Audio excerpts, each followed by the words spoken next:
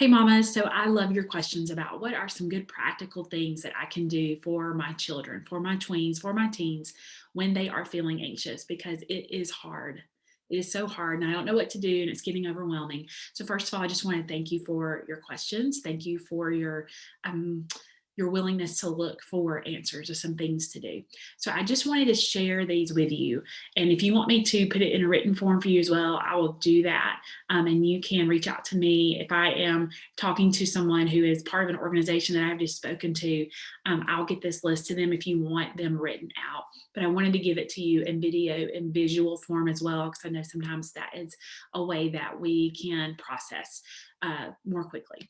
So, some things that you can do if you are noticing that your children, your tweens, your teens are feeling anxious. Here's some activities that you can do. First of all, something as simple as blowing bubbles is really great for them to learn how to regulate that breathing, to focus and to calm down and to kind of get their brains out of that anxious place and to think on something to shift where their focus is, to redirect their thoughts. A lot of times in child development, you'll learn a lot of things about sensory development and how their senses connect quite a bit with their emotions. So, a lot of these suggestions that I'm going to give you are going to deal with using their senses to connect that to their emotions because it does help them to calm down. It does help them to process and to grow that part of their brain. So, these things, even though it sounds simple, they are very, very powerful. So things like blowing bubbles when they get upset, when they get really emotional, even when young boys or young girls get angry, or they want to they look like they're about to burst into tears. Pausing and blowing those bubbles, it's a fun activity, but it helps them to calm down and to refocus. There is something that I used to make in my classroom called goop. You simply make it with a mixture of water and cornstarch. And a really cool thing about that is you can incorporate that as a science experiment as well. But it has a hard and liquidy texture to it. So it's really, really fun. And they can just put their fingers in it and it just calms them down. And I will attach a video to this as well of my daughter and I making goop together. And you can use popsicle sticks to make designs in it, to practice drawing letters in it, maybe even to draw a face of how they're feeling. They can draw a happy face or a sad face or just a straight line. They're not really sure what they're feeling. They could do things like that. You also with goop, you can put mystery things in it like marbles or cars or I don't know, just some random different things, and they can try to feel in it and try to guess what that is. So, again, it's a fun activity, but it is an activity that involves their senses, that has helped calming them down, help them to focus, and move out of that anxious place. So, bubbles, goop, fidgets. Fidgets are something great. Again, it just helps them to move that nervous energy.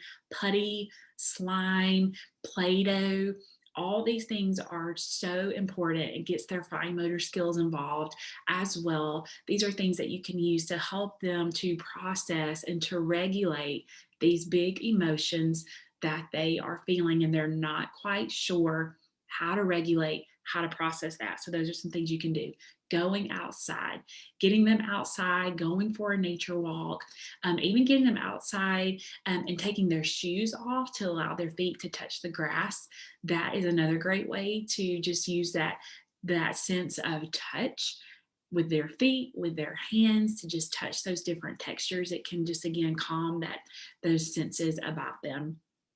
Practicing, getting out there and practicing. I know a lot of times our kids love the video games and love the social media, but getting them outside in that vitamin D, that is another great way to just calm them down and to focus and to get out of that emotional part of their brain. Now, as I've given you all of these activities, and then I'm going to give you just a couple more, I want to pause very quickly. I do know and I understand that it is hard and it can get overwhelming and it can feel like it is just day after day after day.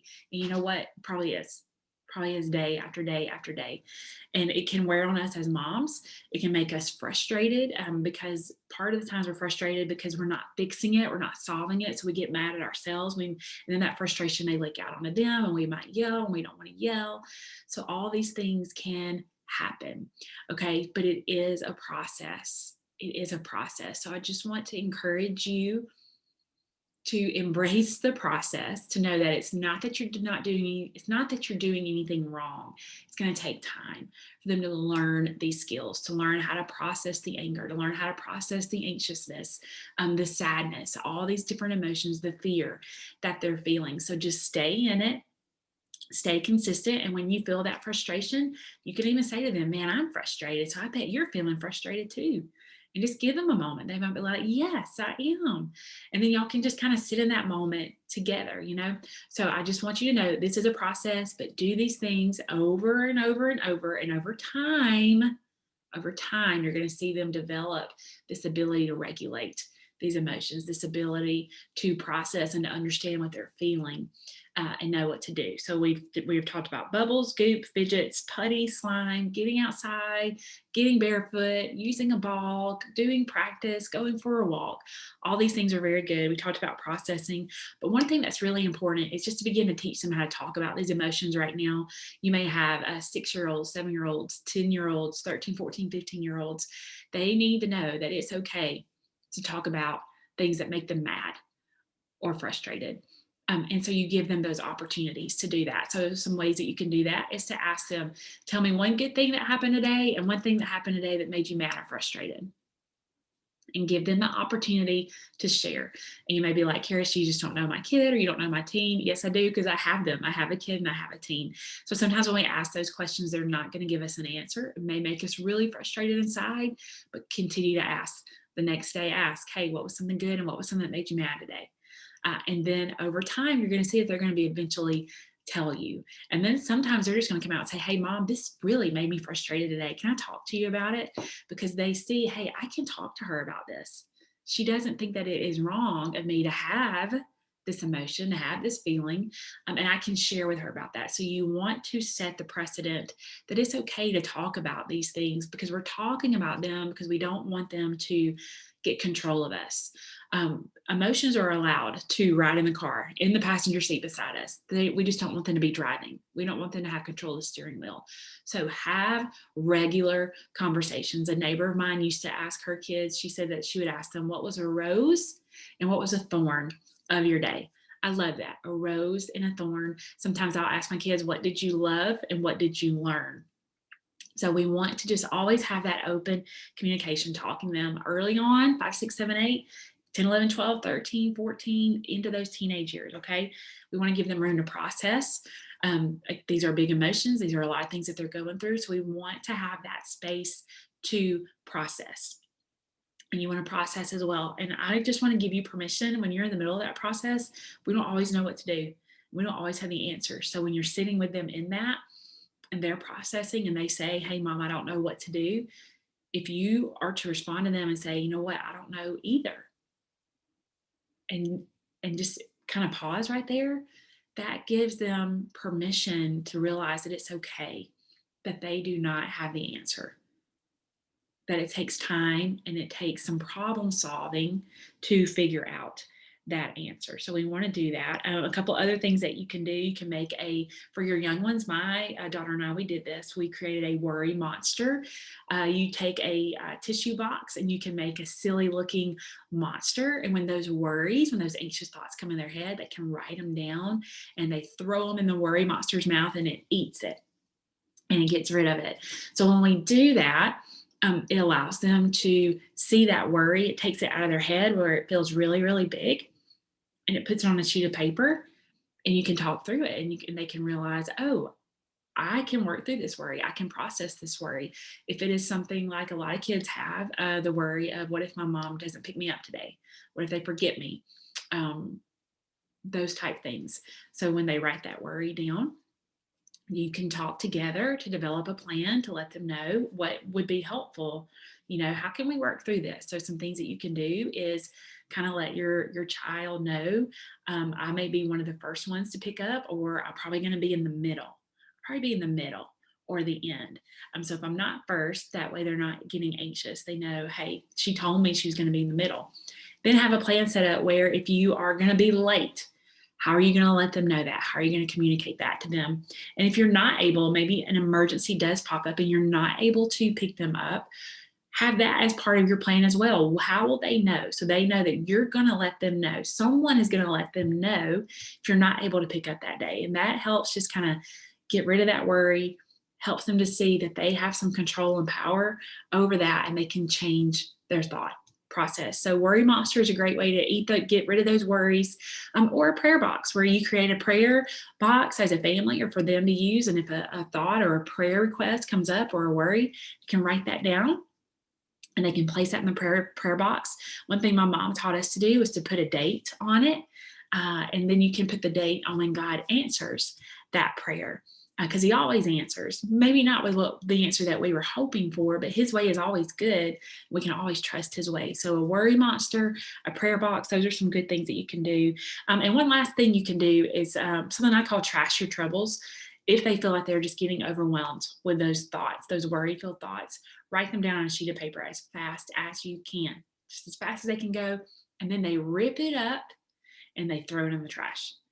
Get rid of it, because that is giving them that visual of getting rid of those worries or those anxious thoughts. Now, I do think it's very important to note that if you've noticed a change in your child's behavior, maybe they've been filled with anxious thoughts for a long time, several weeks, a couple of months, at that point, I would definitely encourage you to reach out and get some additional help from a counselor, school counselor, maybe a doctor who you need to talk to. You want to get that additional help because that is your body letting you know, hey, there's some things going on here that we need extra help for. We would do that for a broken arm. We would do that if we had diabetes, high blood pressure, heart disease. So do that if your brain is also letting you know, hey, I need a little extra help in processing this and working through this right now because it may be an imbalance of hormones or an overstimulation or a vitamin that we may be deficient in. It's our body letting us know that we need additional help. So again, bubbles, goop, fidgets, putty, slime, getting outside, barefoot, going on walks, practicing with a ball, talking through. We want to start those conversations, acknowledging where we're at, working through that together. Drawing and doodling, those are some other great ways to process those anxious thoughts, those big emotions. Worry monsters, prayer box, and just the process, knowing that it's going to be a process. It doesn't mean you're doing anything wrong. This is not a quick fix. They've been doing this for a few years. We've been doing this for many years. So it takes time to learn these skills, to relearn these habits, to learn these new healthy coping habits. So I hope that these practical things were helpful for you. Again, if you want me to put it in a written format, I can do that as well. I'm going to link the Goop recipe for you. I also share about that in my tween devotionals, anxiety elephants for tween girls and anxiety elephants for tween boys. And there are additional activities that you can do in these books that will help them process through that anxiety. And over time, you're going to see, I do believe, some changes in them in learning how to regulate, but they will also be able to start watching you. How does mom regulate? How does she regulate these emotions? Because they're watching us. So that's important to show them that as well. So thank you for letting me just take these few quick minutes to share this with you. Feel free to share with other mama friends. And I just thank you for the opportunity to encourage you in this way.